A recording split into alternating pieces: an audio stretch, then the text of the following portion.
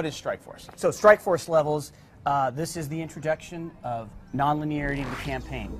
You're going to get these strike options for these Strike Force levels when you're taking on your campaign. You'll have a choice of these levels.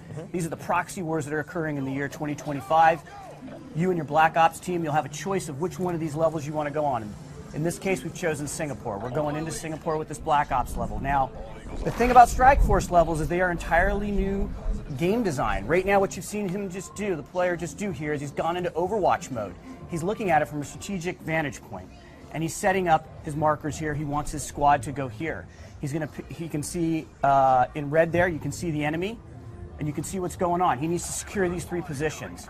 So he's getting a lay of the land, he's going to set it up, and then at will, he can move into and play any one of these. Choice, right? So it's like how you can play this level the way you want to play. It's a sandbox level. You can take over the objectives in whatever way you want, in any order that you want. And you can play, you can lose. And you can level, lose. Right? And you can lose. So so obviously in a Call of Duty game, you know, you need to win, right?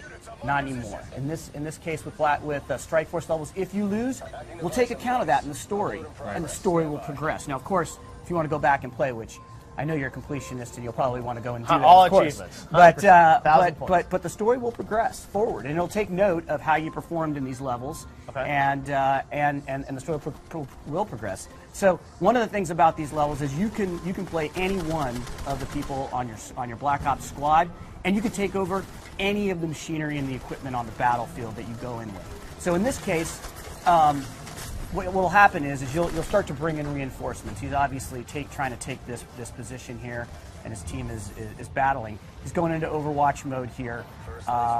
He's about to get some new units that are dropped in that he can take over and play with. Wow.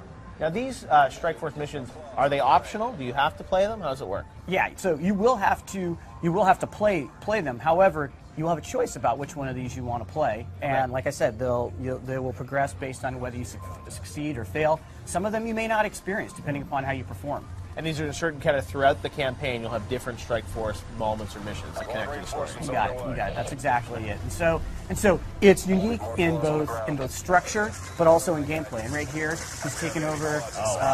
He's taken over one of the drones here, and he can either fire the rockets or he can fire his other heavy caliber weapons. He's rolling right now. This is a very powerful weapon. Clearly, he's driving, right?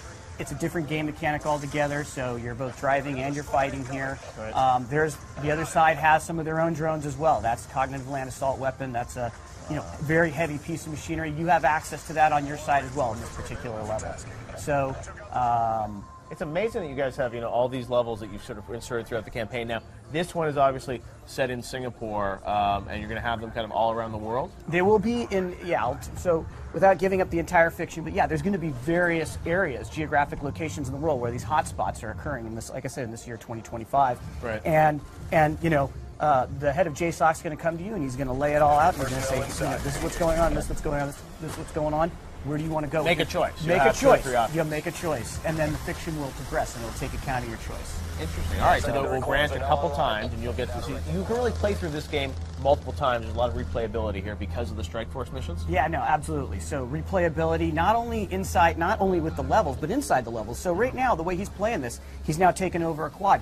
He's choosing to play this level in a particular way. So he's flying through this level with the quad, which is just a lot of fun. You can see that he's... So this quad gameplay, is that gameplay that we'll see in the single-player campaign as well, or are you reserving that for Strike Force? So there is quad gameplay in the campaign. What we've showed you is actually it being used as squad backup. Right. Okay. So it's different mechanic altogether. There's a quad right there. Right now you're flying it and you're fighting it. In the campaign in Los Angeles that we showed you guys yesterday, that's squad backup for you. So it's a different gameplay mechanic. So we're able to use the new technology of warfare in the year 2025 in completely different ways depending upon the context here.